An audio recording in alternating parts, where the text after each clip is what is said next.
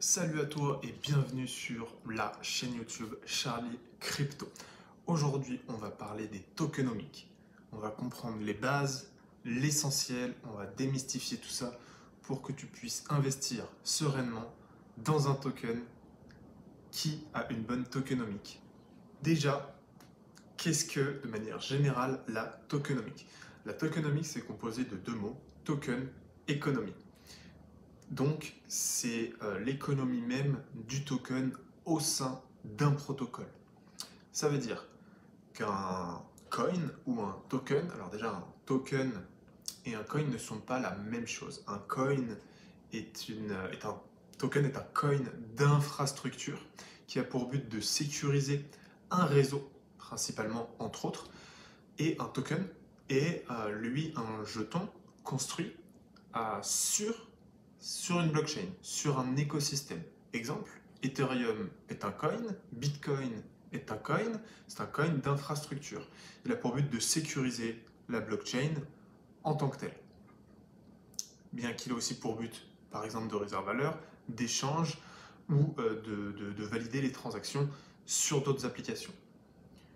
Un token, lui, est construit donc sur Ethereum, par exemple, ou d'autres blockchains qui ont la possibilité de construire des applications dessus. Par exemple, un token comme Chainlink.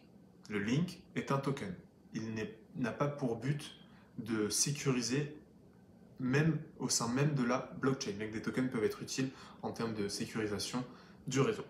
Donc, une tokenomic, ça va être tout ce qui comprend le coin ou le token et comment il va interagir au sein de son écosystème, à quel point il va être utile, quelle va être son économie, quelle va être sa construction économique. Les tokenomics sont super importants étant donné que c'est sur ça que repose énormément d'applications et beaucoup de blockchains. C'est indispensable pour une blockchain de Layer 1, c'est indispensable pour une blockchain de Layer 2 aussi, et pour des applications, c'est des fois indispensable, des fois utile, des fois inutile en plus, des fois ça a des simples utilités. Justement, venons à ces utilités, il y en a plusieurs et on va voir quelles sont-elles. Et bien déjà, on a l'objectif de sécurisation, l'utilité de sécurisation. Donc ça va être un coin qui va venir sécuriser le réseau puisqu'on va mettre en gage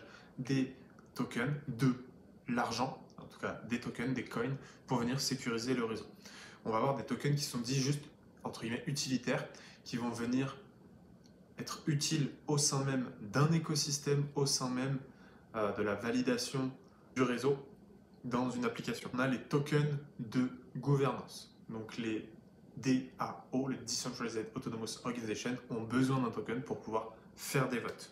On a aussi des tokens qui ont pour but, comme des stablecoins, qui ont pour but d'être PEG, d'être au ratio 1-1 avec une représentation autre que ce même token.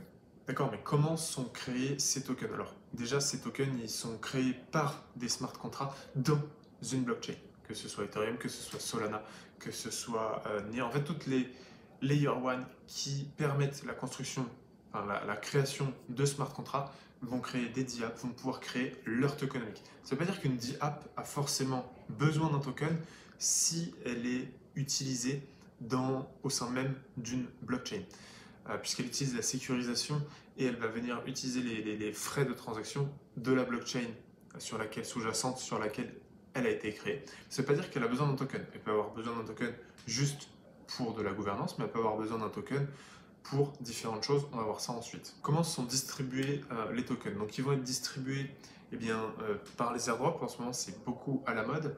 Ils vont être distribués par une levée de fonds, des ICO, des ICO, des IEO, c'est pareil, c'est comment on lève des fonds.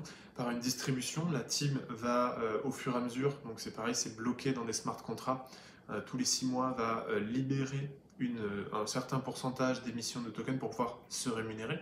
Les early investors vont pouvoir se rémunérer. On va dégager de l'argent, donc des nouveaux tokens, en fait on va imprimer cet argent, on va le sortir de nulle part, mais on va le mettre déjà accessible, on va le mettre accessible sur les marchés pour pouvoir le vendre et récupérer par exemple de l'argent pour les advisors, de l'argent pour le marketing, de l'argent pour la communauté. Donc quand je dis de l'argent, je dis des tokens, mais ces tokens sont en capacité d'être vendus contre de l'argent. D'où l'importance de la tokenomique, puisque si on a des libérations de tokens trop fortes d'un coup, qui vont bénéficier à un groupe plutôt qu'un autre, c'est important de comprendre les fondamentaux de la tokenomique. Donc, venons-en au modèle économique. On va avoir des tokens qui vont être inflationnistes, des tokens qui vont être déflationnistes. On va avoir des tokens qui vont offrir des récompenses pour une sorte de travail fourni sous différentes formes et qui vont pouvoir rémunérer les personnes qui vont travailler pour l'écosystème, pour la DIAP. On a des tokens qui peuvent être brûlés. Oui, des tokens peuvent être brûlés, donc on va brûler de l'argent pour que tout le réseau, l'ensemble du réseau puisse en bénéficier de par la rareté qui va être créée directement. C'est ce qui crée aussi le côté déflationniste, il faut absolument brûler pour pouvoir être déflationniste. Un exemple concret, la token économique du Bitcoin.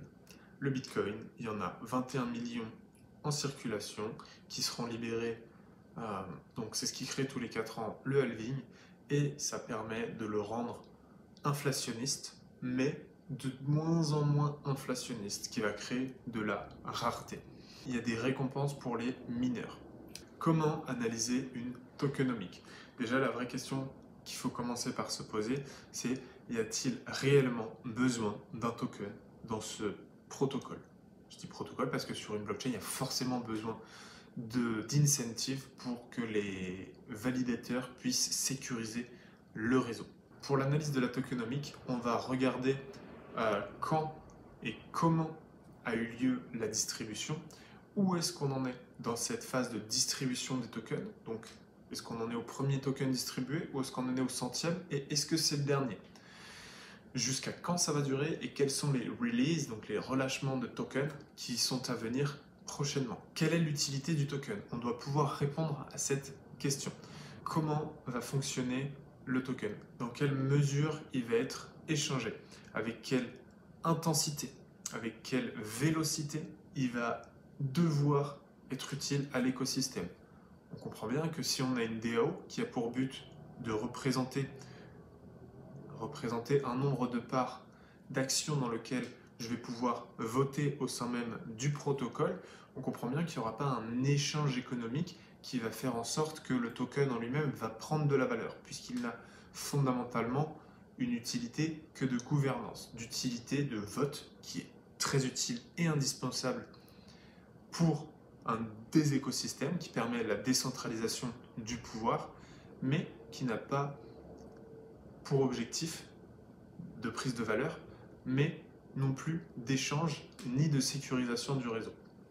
Donc son utilité ne va pas être la même. Donc où est-ce qu'on se situe dans ce degré d'utilité et est-ce que ça nous intéresse finalement de pouvoir investir dans un token qui va avoir une maigre utilité, qui va avoir une forte distribution sur lequel d'autres personnes, eux, sont en train d'imprimer de l'argent?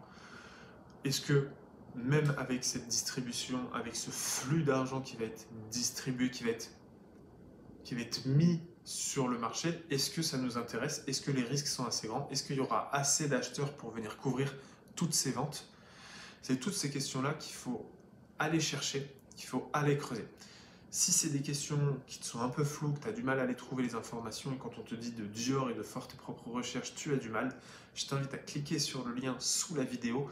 J'ai une formation gratuite qui t'explique comment Dior, mais aussi une qui va t'expliquer les bases de toute la crypto-monnaie et son écosystème, dont encore plus loin les tokenomiques. Comme on vient le voir de manière minime et basique, la tokenomique est très utile pour nous en tant qu'investisseurs, pour devoir prendre une décision. On se doit de connaître la tokenomique, on se doit de connaître quels vont être les incentives, comment va être distribué le token, dans quelle mesure le token est-il utile pour pouvoir prendre une décision d'achat ou de non-achat. C'est une chose à part du projet des fondamentaux, une chose à part de l'équipe qui va venir combler notre manque de savoir sur ce protocole pour pouvoir prendre une décision d'achat ou non, tout simplement. Merci d'avoir regardé la vidéo jusqu'au bout, j'espère que ça t'a aidé et si tu veux vraiment en savoir plus sur la tokenomics, je t'invite à cliquer sur le lien en dessous, je te donne beaucoup plus d'informations.